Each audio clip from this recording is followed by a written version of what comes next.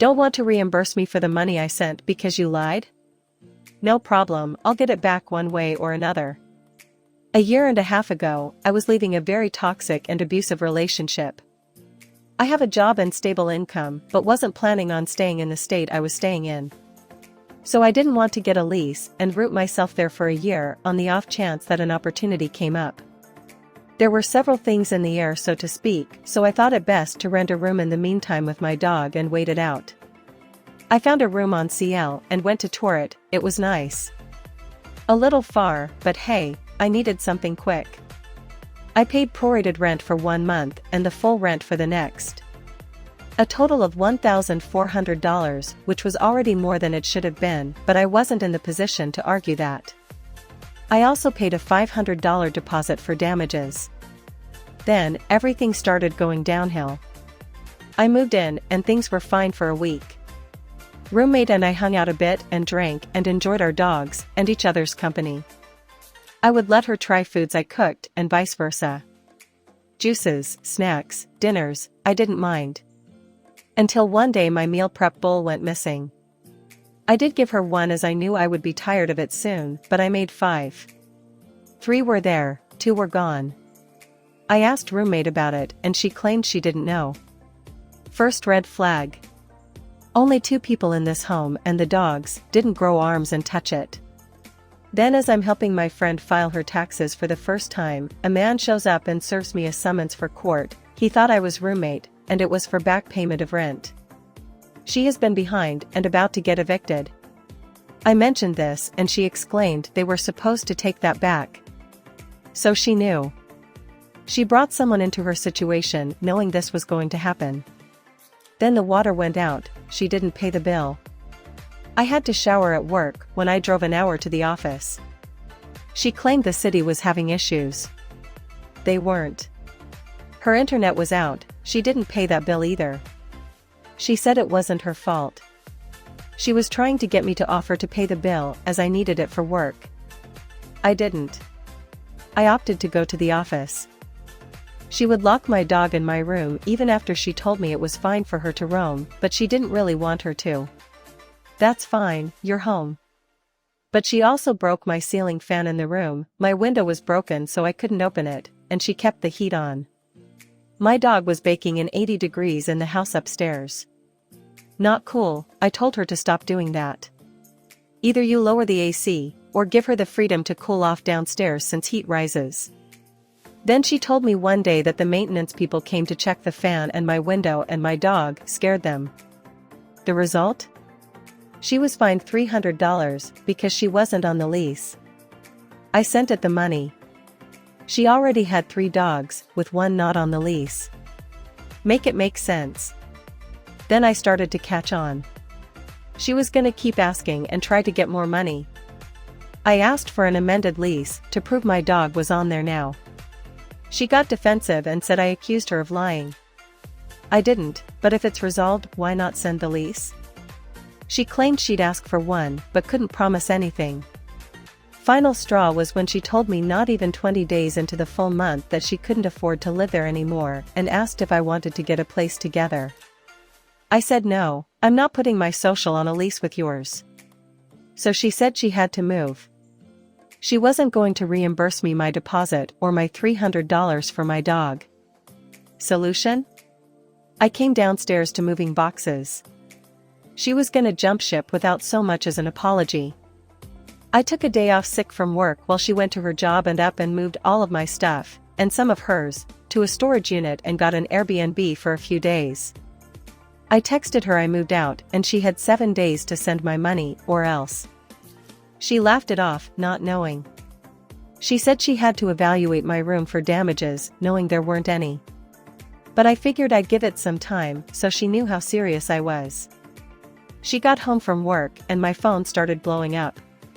I reiterated, 7 days and you'll have your stuff. Otherwise, I'm selling it. She didn't pay, so I got my money back in other means. All but $22, which I was okay with. I sold it all. I wasted my entire tax refund and then some to move. She knew she wasn't right and I was pinching pennies at this point. She threatened me with cops, but we both knew that was an empty threat. I spent 20 days in a home I paid a full month's rent for. Never again. Been on my own ever since.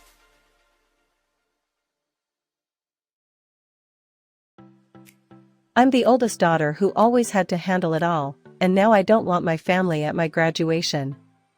I'm the oldest and only girl in the family. One of those super independent, self-sufficient types, probably because my mom was an alcoholic most of my life, so I had to help raise my younger siblings. As soon as I turned 18, I left my mom and stepdad's house to move in with my boyfriend. My parents got divorced, my mom went to prison for drugs, and my stepdad moved to another state with my youngest brother. After the dust settled, I was standing around like that John Travolta meme, like, where'd everyone go? I think everyone assumed I'd be fine on my own because I've always been resourceful and independent. I guess they were right, but geez. Since then, my boyfriend, now husband, and I have worked our butts off. We have 2 kids together. Neither of my parents were present for any part of the pregnancy, birth, or postpartum period. I don't think they've even met my second child. They weren't there when I got my first apartment. Or when I got married. They weren't there when we struggled with finances and our mental health. They weren't there for any birthdays or holidays, including their grandchildren's. None of my family was. Not my grandparents, uncles, aunts, cousins, nada. My husband's family has been incredibly supportive and welcoming, to be clear. And I'm grateful for them every day. Now, I'm finally graduating with my first degree, top of my class, and nominated to speak at both graduation ceremonies. We have the large commencement ceremony for the entire college and a smaller, more intimate pinning ceremony for our nursing cohort. After much thought, I don't think I want my family to attend. There have been so many times that I needed them over the past 10 years, and that even doesn't count their absences during my childhood. And this post is only the tip of the iceberg. It doesn't seem fair that they get to celebrate with me after neglecting to be there for some of the most difficult and transformative years of my life. Plus, I feel like they'd show up and see how well I'm doing and use it as a way to excuse their shitty parenting. Like, hey, she turned out alright, didn't she? We couldn't have been that bad of parents.